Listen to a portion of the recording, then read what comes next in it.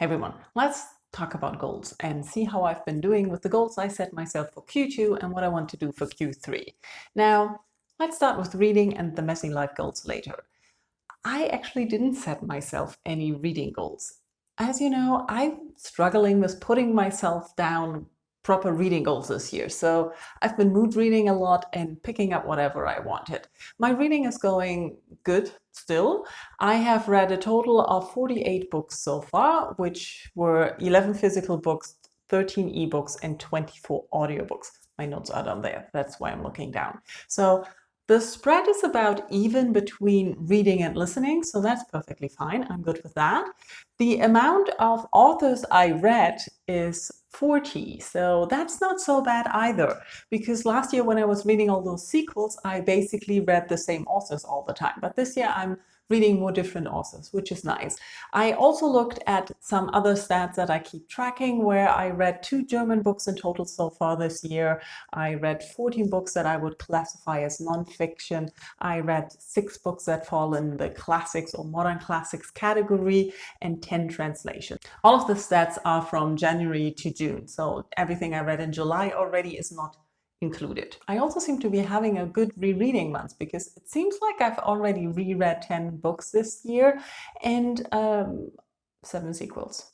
I'm still reading sequels, let's be honest. What is a little bit disappointing is the average page count or the average length of an audiobook. I wanted to increase that this year. It's one of my not specific goals that I have, but I tend to pick up shorter books more and more in recent years because I'm distracted, I don't have that much time, and I thought this year would be better and I could read more again with longer books, but I'm averaging out about 247 pages per novel or per book and 403 minutes per audiobook. So it's not really long books, I would say.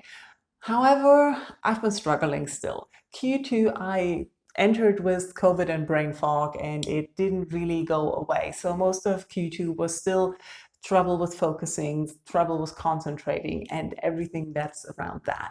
I am finally feeling better, so the brain fog has lifted most days. I sometimes have a little bit of brain fog at work, but not as much as I used to, and I'm much better on the energy level again and focusing level. So I have been listening to more audiobooks again, so that was nice.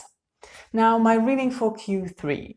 As work is not going down as expected, I don't think I will have time for bigger books as I had hoped this summer, as I don't see myself having vacation. Yeah, that will be more in the life goals. But I guess I'm just going to continue doing what I'm doing. I'm going to randomly pick up what I feel like. Yeah, that's my reading. Randomly picking up what I feel like. Moving on to life goals. I basically made 3 goals for Q2 that I wanted to focus on. One was to get organized at work to deal with the extra workload that had come in.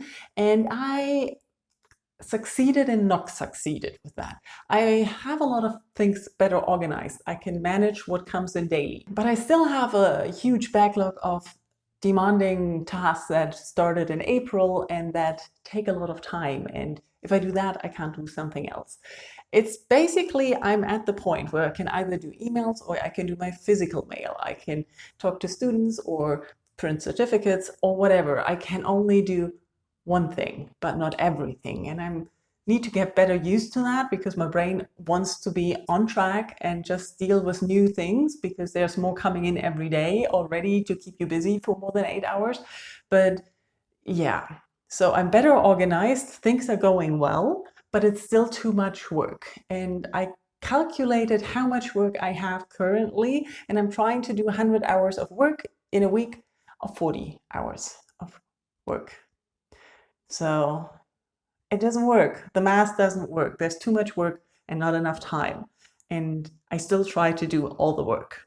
Can you see the problem here? As we're already 3 weeks into Q3 and July has been horrible because I noticed that I can never catch up. I will never be on track at work. No matter how much I organize it, the way things are going right now, I will just drown and feel awful. And this week was really bad. So I had yesterday off because I thought it's going to be nice weather and you can do something nice. I ended up not being able to move and sit around or lie in bed on my couch most of the day. I finish my book in the morning and then I spend the rest of the day watching Netflix. That's the state my brain is in right now. So I'm desperately overworked and I need to get a better way of dealing with that. Basically, I thought about quitting yesterday the whole time, but I can't afford to quit. So work-life balance, not really working right now. And nothing I can do about it. Yay me. The other goal I had for Q2 was to get back on track with exercise and running and feeling better about my mental and physical health. Nah, that kind of worked. I'm not back to exercising daily. I'm down to do something every day, and I count a walk in the park as something every day. And I have not been back to running 3 times a week. I recently, this week, started running 6 kilometers again. Most of my runs are 4K. If you remember last year by this time, I ran more than 20K on a weekend. And I'm slow. I'm even slower than I was before. I'm fine with being slower. I'm fine with not running the distance. It's a little bit frustrating, but it's all I can do right now. So I adjusted that and I'm trying what I can do without overwhelming me. Since I'm overwhelmed with work and a lot of stuff is draining me already, I cannot exercise as much as I would like and take more out of my body. But slowly it's getting better. I've noticed that recent weeks, the exercise, the amount of what I can do is getting better. So my goal there for Q3 is to actually get back to 10K running. It would be nice to be able to do that in an hour, but I don't care how long I take as long as I can go back to the distance because my legs are just too weak to run the distance right now. But I think in the next 2 months, I can get them to run 10K again, and then I would be happy. Every other exercise around it, I actually don't care. I don't have a goal. I just want to do some strength workout. I want to do some cycling, just something. But the main goal is to focus on running 10K. And I think that's doable. The third goal I set myself for Q2 was about learning Korean. And I told you that I started using Talk to Me in Korean, the workout books and everything. And it didn't go well after COVID and it just got worse. And I needed practice. That was what I said before. So I joined Duolingo.